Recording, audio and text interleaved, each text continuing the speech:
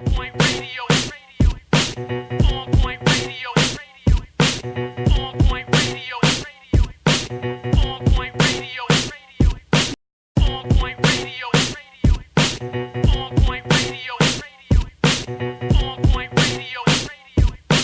OnPoint Radio.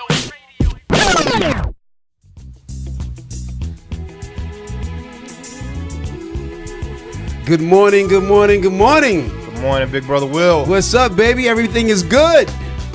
I want to say good morning to all our viewers, people that's watching us. Today, you're on Point Experience, where we experience new things, new people, new situations, and definitely new things going on in entertainment. So what's up, people? We're going to do a little roll call. I love this. This gets me up. This make me like summertime. Yes, every time I see it. When I look at me. Oh, boy. And the world's all right with me. Shady Will in the building. Yeah, Bill. Representing the country Bill boys out of Withers. GA. Yeah, absolutely. That's what's up. Wake up, New York. And who's to the left for you? Who's to the left for you, bro? Big boss lady, yes. Not really. Big I keep boss. telling you. I'm just trying to facilitate the time until Queen Dream next to The me makes big boss. her entrance. That's what's Speaking up. of me, what's going on, everybody? DJ Queen Dream, thank you for tuning in to the OnPoint Experience. Can we do like a little like chitter chat before we Yeah, of bring course. on what had happened or something? Yeah. Well, first of all, just MLK weekend. Yes. Okay, have a dream, make That's it happen, right, make it be happen. the best that you can be, right? And just want to give a couple of acknowledgments and shout outs to anybody that's worthy of it. That's all.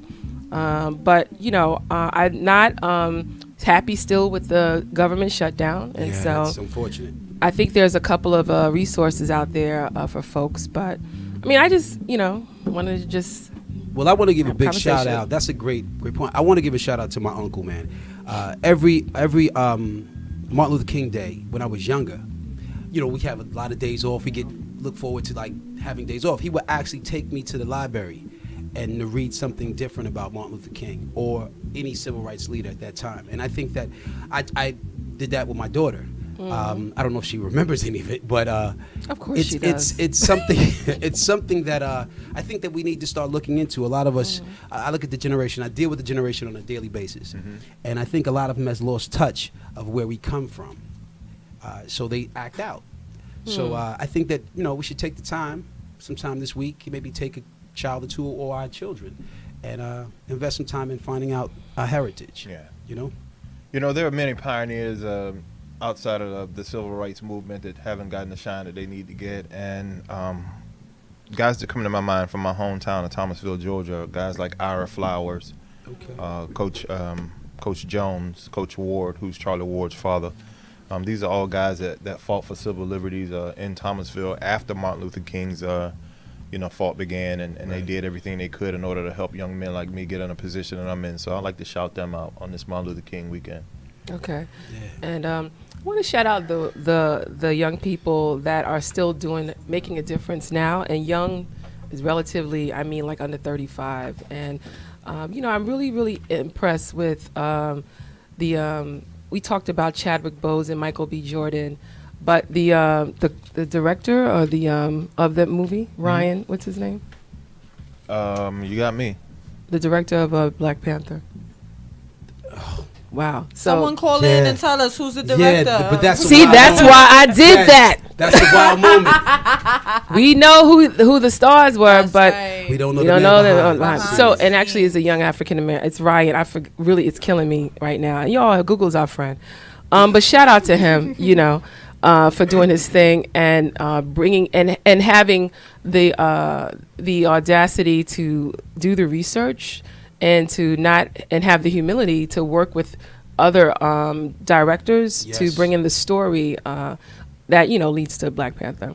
Also, I just really want to acknowledge for MLK weekend, and I want to acknowledge my two sons for making really, really great accomplishment and decisions this past week. My oldest son, he's really doing his thing, and I'm not gonna really shout them out on what it was, but I'm really proud of him. No, for his decision. We A second son. We got enough bad stuff going on. Take the time. Let's take the time and acknowledge what they did. Let's No. do that. Well, Out of respect to their hard work, let's do that. Out of respect to their hard work Yeah. and MLK, right, Yeah, for the let's, dream. Let's take the time and say what it is. Well, I'm just impressed with my son's accolades and going into his music field, and his music field not only entails just him putting together the music, but him really seeking the how to copyright his music. And now right. him putting together a website and him actually building the website himself. That's what's up. And Hard so when work. I looked at the website, I was like, wow, can I use you? Right. Can I get your help? Right. And like him understanding that he wants to, if you want to purchase a beat, you can buy the beat and on Yeah. his site and, add it to the Awesome. cart. So just Entrepreneurship. right, I'm just watching him and I'm just amazed and I'm very proud of him. My youngest son is so darn humble. He's gotten a couple of acknowledgments and accomplishments and announcements that he is going to make. I'm not going to make them for him. It's not, no, you would have known that. But Dallas Cowboys, right? No. Not yet. but Not yet. just a couple of announcements of him progressing as a scholar athlete and as a young man. And as a good friend of mine said, a very heavyweight, Keith Wright, who we'll hear from in a couple of in a few minutes, he says we're just so proud of him. Yeah. That's what's You know, up. Harlem's so proud of him. So that being said, right, he's a Yeah, not just his family. Harlem. Harlem is right. It's so great. It's a great feeling, but you just take it 1 week at a time. And as we deal with the issue of being overwhelmed, or I'm sure we're going to have a couple of discussions on how to deal with good stress, because sometimes you can just get overwhelmed with a lot of stuff. But I also wanted to take the time to introduce a new segment for next week.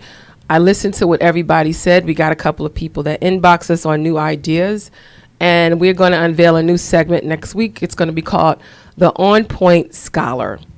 Okay. And so that is acknowledging young people that are excelling in academics as well as whatever their skill is, whether it's athleticism, music, drama, performing arts, visual arts, whatever.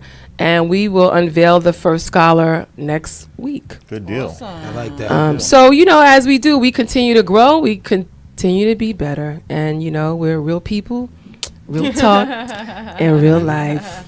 Yes, y'all. What's the 411, hon? What's the 411, I got it going on, hon. What's the Okay. I didn't mean to be that chatty. I'm sorry. No, I no, just no, had. Nah, that was good. It was something I that just needed to had. be said. I just. I think it's awesome, but I also say, you know what, you're not gonna want me to say this, but I'm gonna I'm go ahead not. and say it anyway.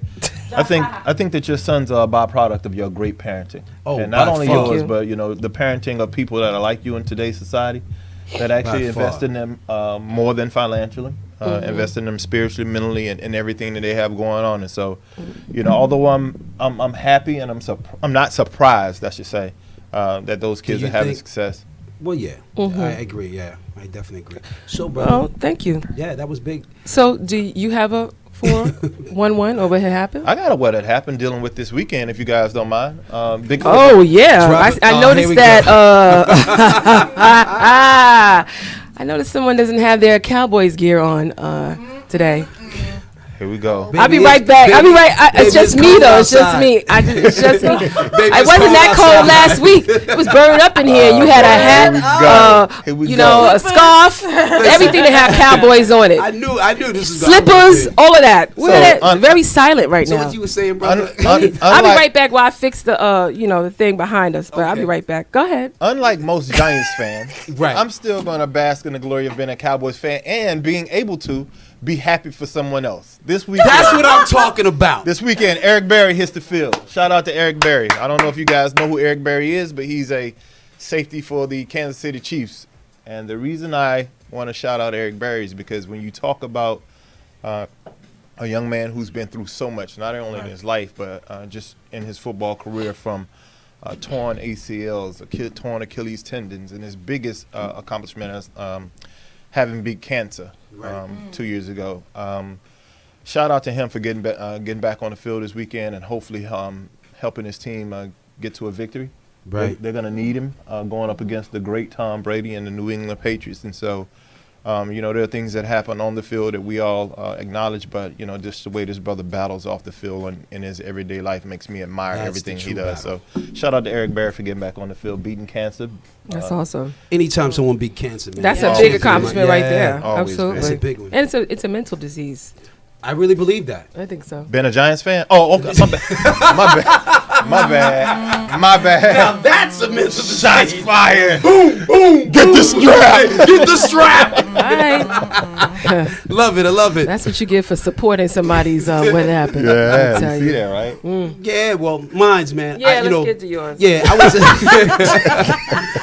I was sitting at home one day, and a very interesting, not only conversation that spawned in my house, but like a documentary came on TV that I thought was very interesting, that I will actually elaborate more on conversation piece. But who is the strongest species, female or male? Female.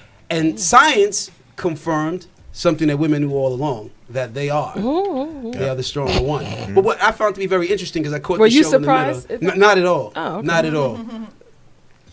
Yo, like she ready. You surprised? No, I'm just asking. But no, not at all, not at all. But I thought it was very interesting. They were going back in time to like the 1800s, and we're talking about different parts of the world and how they were able to overcome famine and epidemics and just different measles and things of that nature. And I'm like, wow. Like, of course, we all know they live longer than us too, right?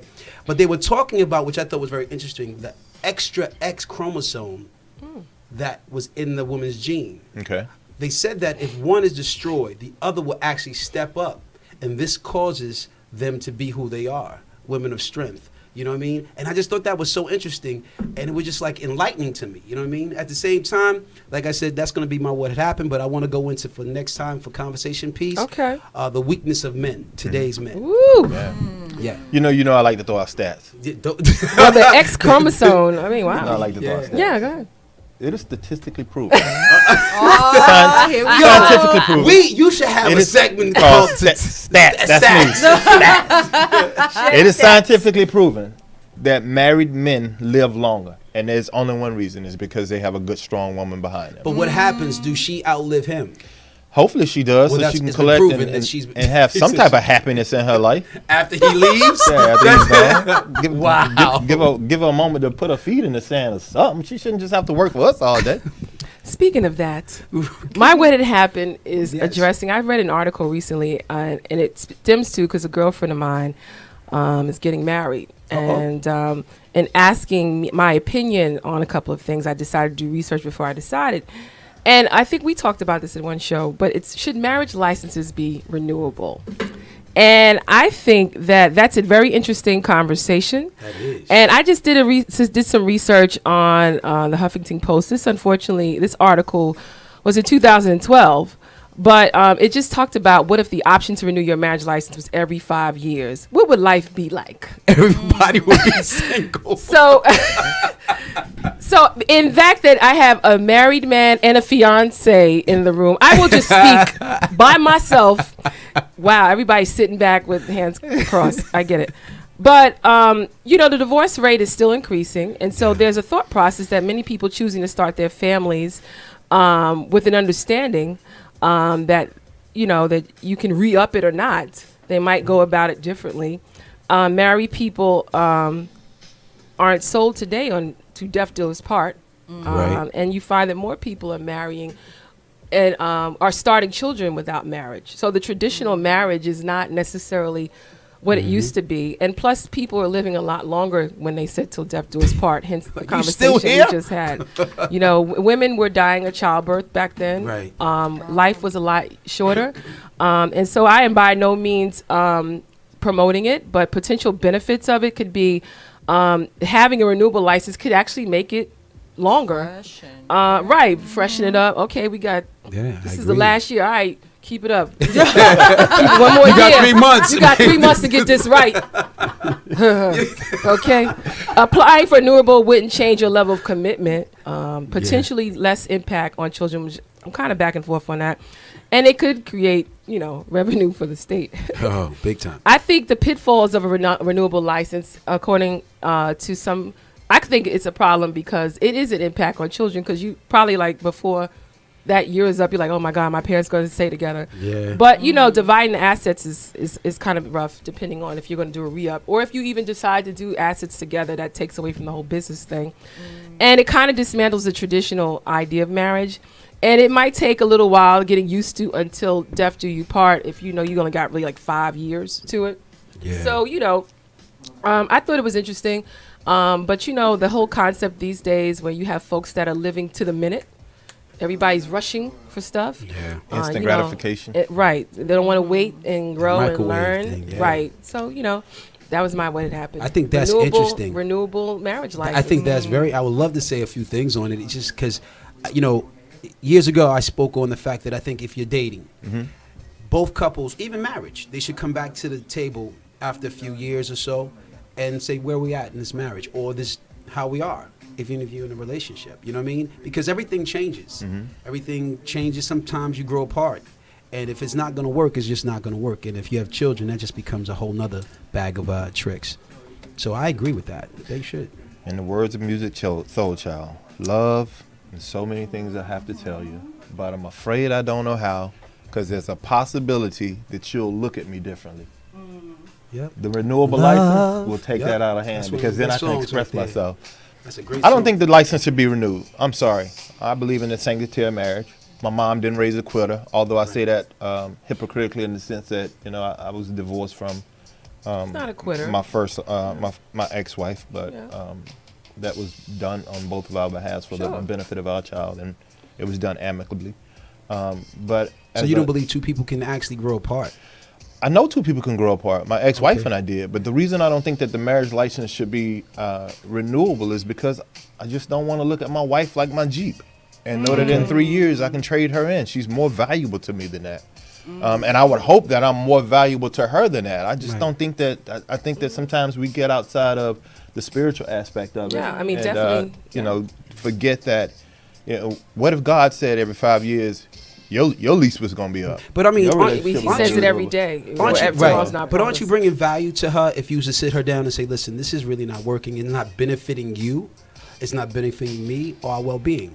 I mean, as a people, we understand. If you grew up in the spiritual aspect, we're all relational beings. I get that. But at sometimes, if it's not conducive to your state of being, then how is that not putting value to yourself or to the person you're with? But that growing apart thing and the point that you're making is something that we all know going into these marriages. Most of the time when people get married and they get divorced, it's not something that happened within the marriage that was new.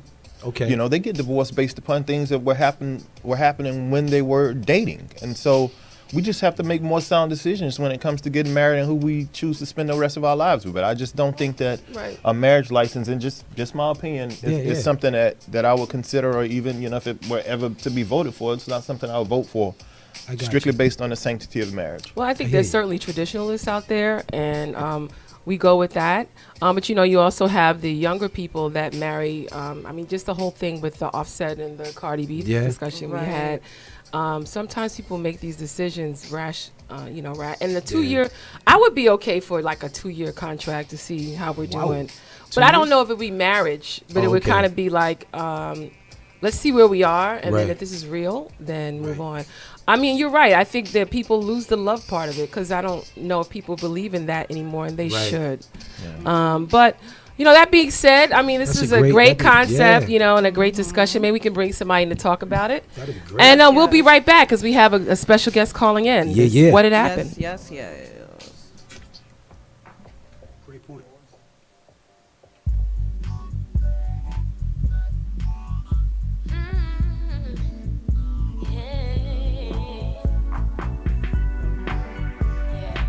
This is former New York State Assemblyman and current New York County Democratic leader Keith Wright, and you're listening to OnPoint Experience.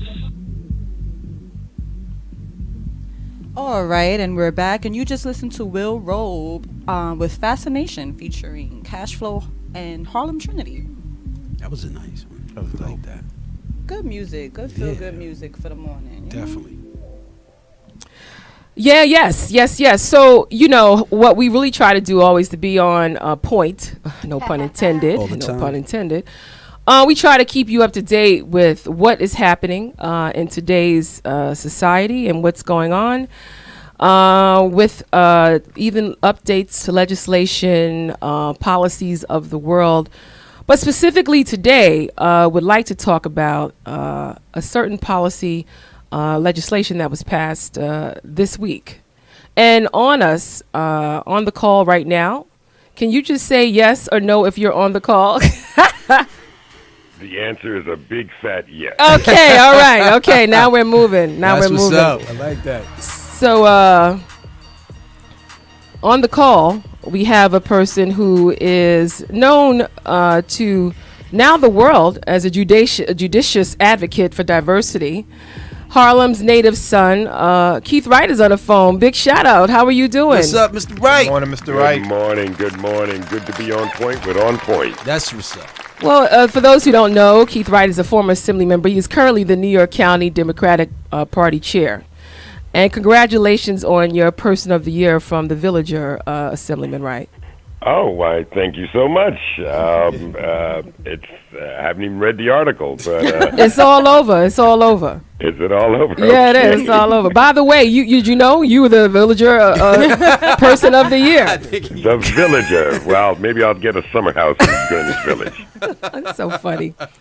So, Assemblyman, we really wanted a county leader, rather. Let's all refer to you That's as county okay. leader. Listen, you still call Barack Obama the president. Okay, You call me a okay. That's what's up. I like that. And when you finish, I want you to tell everybody the story with when you met Barack Obama. I just love that story.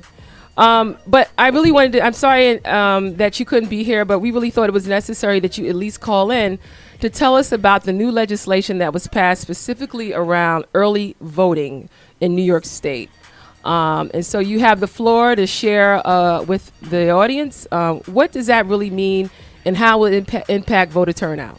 Well, thank you so much, number one, for having me this morning on this Martin Luther King birthday weekend. The legislature in the first week, the New York State legislature, the New York State Senate and the New York State Assembly, the first package of bills that they passed, in that they have a very, very new dynamic in Albany right now, in that they have a Democratic Senate for the first time in 40 years, except for maybe a year bump back in 2009, and you have a Democratic New York State Assembly, and you have a Democratic governor. So for the first time, Democrats have nobody to blame but themselves right now if things don't get done. And the first package of bills, what they did coming out the gate in terms of making a statement, they passed a series of bills that are absolutely fundamental and the foundation of our democracy, and that is a package of bills concerning election reform. Now, back in 2005, I was the chair of the Election Law Committee in the New York State Legislature, and I tried to put forth all of these reforms back, some almost 15 years ago. And the bills that they passed, meaning the Assembly and the Senate, is that they passed bills concerning early voting, which means, well, early voting is now being practiced in a number of states. I don't know how much, but in a number of states. Certainly I know that they did it down there in Florida and in a lot of places down south. Mm-hmm. And early voting means that you can vote before election day. Now, what that does is that eases a lot of the congestion on election day when you have big elections. For example, I'm sure all of your listeners remember back in 2008 and in 2012 when lines were around the block people trying to vote for our past president, that being Barack Obama. Mm-hmm. Some people had to wait 2 and 3 hours to vote, and they did it, and they were glad to do it. Sometimes in inclement weather, sometimes it was cold, and you had people from ages, 18 to 98 trying to vote. But the lines are very long, and it really puts a real strain on our election systems and our election people that administer elections and such. Mm-hmm. So early voting has been passed by the New York State Legislature that you can vote, 3-4 weeks before Election Day. Also, what they've passed was same-day registration. Same-day registration is that if you want to vote, you can actually register to vote at the polling site at that moment and go and vote. Essentially, what these bills are trying to do is make it easier for people to vote rather than bringing back the ghosts of the 60s and the 70s and the 50s even of Jim Crow laws and voter disenfranchisement and such. And they're trying to make it easier for people to vote. Also, you can register to vote now at your Department of Motor Vehicle. If you get a driver's license, you're being encouraged to vote. So what these bills were meant to do was to make it easier for people to vote and make election days more accessible. Okay, so now, let's pause. Let's pause for a second. What I must add before we go. We got questions. We got questions. Go ahead. You got questions? Yeah, All right, yeah. I love it. Is that the governor has yet to sign the bill. I do fully expect him to sign the bill. However, he has not done it yet. Now, also what that does is that they also moved, because currently for your federal elections are now held in June. Let's say those folks that are running for Congress, people get to vote for them in June, and all those folks running for state offices get to vote in September. So what has also been done is to consolidate the election days between the federal party officials as well as the state party officials. That makes sense. Which actually makes sense because it takes at least $10 million to run an election, That's no crazy. matter how big or how small. Mr. Wright, I wanted to ask you because you spoke about congestion. With people voting early, are they counted before the election? Well, they're counted as a vote. They're counted as a vote. What people do, pollsters and pundits and such, for example, down in Florida for the race for governor when he had a guy by the name of Andrew Gillum who was running and a woman down in Georgia, a woman named Stacey Abrams who was running for governor. They saw a lot of people of color lining up to vote early. So thus they were trying to, it gave them a good, indicator and those that were trying to make predictions as to who was going to win. Gave them an early indication. When they saw a lot of black people at the polls, they predicted that Stacey Abrams, Andrew Gillum were going to have a good, solid turnout, and that the election was going to either go their way or become very, very close. So, but the vote is counted. The vote is counted as a vote, but not counted as to who the person you can't is actually attribute it voting yet. for. Okay.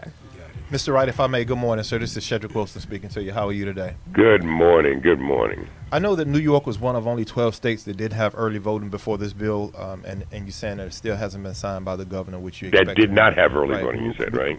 Yes, sir. We were one of 12, but I think one of the most important things about this bill is the early pre-registration for 16 and 17-year-old kids. If you could, would you elaborate on the importance of that as far as being able to register when they're 16 and 17 years old and having them be yeah, pending? absolutely, very important. Listen, I remember, and my parents were kind of strange. For my 18th birthday, I'll never, ever forget. I was expecting, something good. I was graduating from high school on my way to college. And my mother and father gave me a voter registration form as a present. And I didn't, quite frankly, I didn't know what to make of that. I was very disappointed. But it was, really one of the best gifts that they were able to give me. Letting, early pre-registration for 16 and 17-year-olds, it's very important. It gets people in the habit of voting, gets people to become active in their communities. It gets them thinking about how the elected officials that represent them are their responsibility.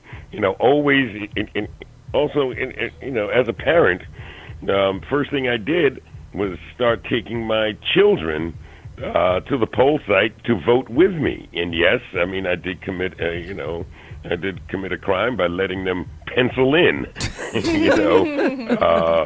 who I was voting for, and thus now it's become just a habit. No matter what my children are doing now, they make sure that they do vote, and it gets young people in the habit of voting and becoming responsible for their own communities. We're listening to On Point Experience. We have County Leader Keith Wright on the line. Keith Wright, let me just ask you one question. With the primaries happening, with a special election happening for New York City public advocates next month, what will happen? Will they all have to run again if this is passed? This is uncharted territory right now. Yes, we have a special election on February the 26th. Now, people are saying, oh my God, it's going to be cold, and we really don't know, or the weather's going to be bad. It might be snowing, or what, it might be ice on the ground. People don't know what to expect. But yes, due to the vacancy created in the Office of Public Advocate, Letitia James becoming the Attorney General of the state of New York, there's a vacancy now. So people, probably a lot of people don't even know that there is an election on February 26th. Now, the winner of that election, that's a citywide election. Citywide, Brooklyn, Bronx, Queens, and Manhattan, Staten Island. Everybody will be voting in that election. Now, the winner of that election has to turn around again in June to run for that office as well. You also have over 20 candidates for the position of public advocate. It's also a nonpartisan election. There's one Republican running. Now, theoretically, possibly, that one Republican could win, but then that Republican would have to turn around again and run in June of 2019. So we got a couple of seconds left. Does anyone have another question for? I think sometimes we use the weather and other inclements that go on as excuses not to show to the polls. I think it's very important on this Martin Luther King weekend to remind people of the sacrifices that have had to be made in order for us to have the opportunity to vote. That's right. And whether it's rain, sleet, snow, hell, 2 degrees, 28 degrees, 37 degrees, I think we need to get out to the polls and vote as respect to our elders that have paved the road for us to have this opportunity. What's the timeline you think that the governor will sign this bill, given the fact that we have to educate so many folks? Great question. I do believe that the governor will do it soon, and so all of the, all of the work and anticipation that people are trying to, in terms of trying to get ready for this June primary and also for the February 26th election, although that's written in stone, that's going to happen. There's a lot of work being done, and I would suspect that the governor would sign the legislation, I hope, sooner rather than later. Just for your listeners, this has an effect on how many judicial delegates have to be put on a petition, has an effect on how many county committee people have to be put on a petition, and in terms of electing of judges as well. So, I do anticipate that the governor will do it soon. He made it a big part of his campaign, voting reform, if you will, and I do suspect he'll do it soon, but when exactly, I don't know. So if you could, thank you so much, first of all, Assemblyman Wright, Keith Wright, and if you could share with us the favorite story that I love of when you met President Barack Obama in Harlem, and what was the interaction or the discourse between you two when you spoke? Oh boy! I'll never forget. I was at the Studio Museum of Harlem, and President Obama had just eaten dinner, I think, at the Red Rooster, and my wife was working at the Studio Museum, and I was online to shake his hand and to take a photo with him. And President Obama stands about 6'2", kind of skinny, and presents a good figure. And so when I go up to shake his hand, they say, "This is Keith Wright." He says, "Oh, of course." And then I said, "Mr. President, one day I'd like for you to maybe come up and play a little basketball up at the Harlem Y." we didn't talk about foreign affairs. We didn't talk Right, about right. domestic policy. We didn't talk about picks to the Supreme Court. Right. All about dunk. So he looked up at me with a glint in his eye, and he said, "Oh, you got a little game, brother? You don't want none of this. You don't want none of this, because I know he's got a left-handed jump shot with a kind of a quick crossover step. You know, Really? oh yeah, and then he'll shoot a 3-pointer in a minute. But consequently, the game never happened. But he was ready for the challenge, like any good basketball player is. Awesome. That's what's up. I Awesome. like that. You know what I feel like right now? You remember that moment in Coming to America? You ain't never made no Martin Luther the King.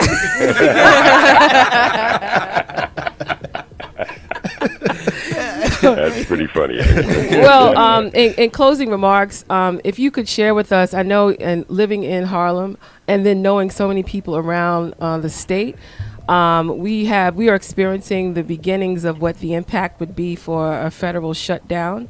I don't know if you have spoken to any folks about it, but if there's any comments that you can make or something you could say to the federal workers that are out there that are still trying to make ends meet, let's use that. Listen, it's listen, these federal workers, especially the ones that work at our airports, the TSA folks, they're showing up even without getting paid, and they are to be commended. If we know anybody who works in the federal government who's being affected by the shutdown, we need to help them, congratulate them, pat them on the back, and certainly, at the least, say thank you. Right. Thank you for doing their jobs. And it's all because we have a crazy man in the White House, a guy that just, is just here to, I guess, to blow everything up in so many ways, politically, certainly, and governmentally.